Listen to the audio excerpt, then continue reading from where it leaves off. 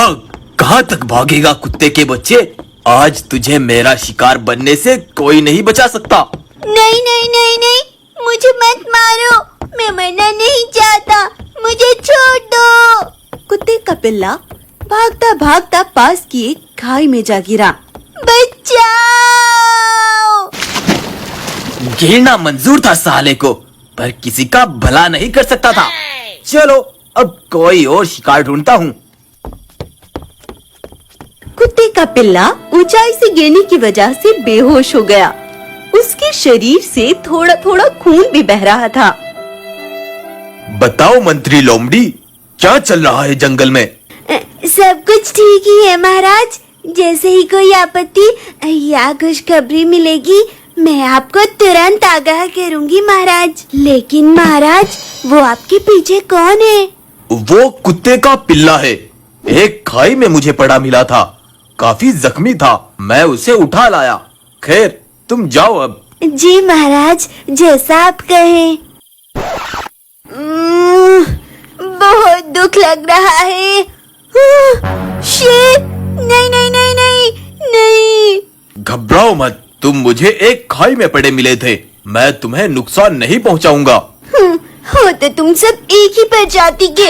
एक कहता है तुझे छोड़ूंगा नहीं, और दूसरा कहता है तुझे कुछ नहीं कहूंगा। क्या बक रहे हो तुम? कुछ नहीं महाराज, बस मैं तो यूं ही। ये बताओ, तुम्हारे माता पिता कहाँ पर है? पिताजी मेरे जन्म से पहले ही मर गए थे, और माँ मुझे जन्म देकर मर गई थी। अच्छा, तो सबको निपटा कर ही आए हो। खबरदार, मेरे माता पिता के बारे में कुछ मत कहना। अरे नहीं नहीं, मैं क्या कह सकता हूँ।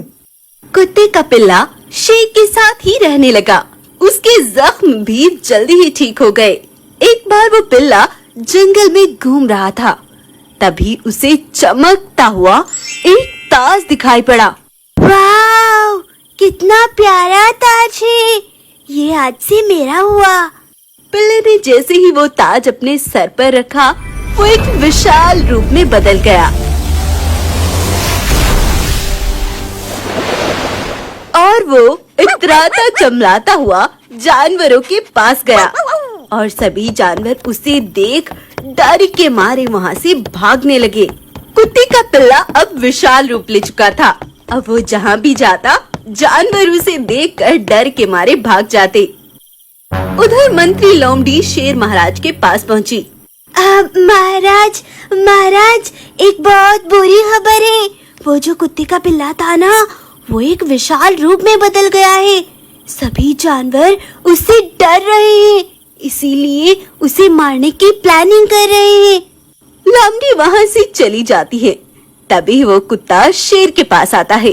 देखो महाराज देखो, अब मैं आपसे भी ज्यादा बड़ा हो गया। देखो, अब तुम्हें ये जंगल छोड़कर जाना होगा, नहीं तो तुम मारे जाओगे। ये आप क्या बोल रहे हैं महाराज?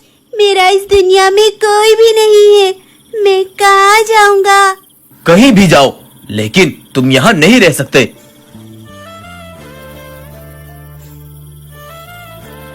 उदास होकर कुत्ता वो जंगल छोड़कर हमेशा के लिए चला गया।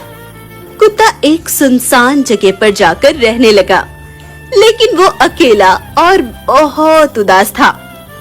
कुछ दिनों बाद उधर शेर के जंगल में एक दरिंदा शेर घुस आता है। वो जानवरों का शिकार करने लगा और हर किसी को सताने लगा।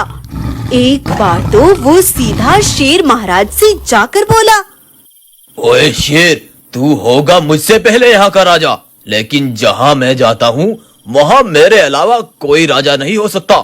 चल जा यहाँ से। शेर महाराज उसका मुकाबला नहीं कर सकते थे, इसीलिए वो वहाँ से चले गए। हाँ, अब आपने आगे क्या सोचा है महाराज? बस अकेला वही है जो हम सबको इस मुसीबत से बचा सकता है।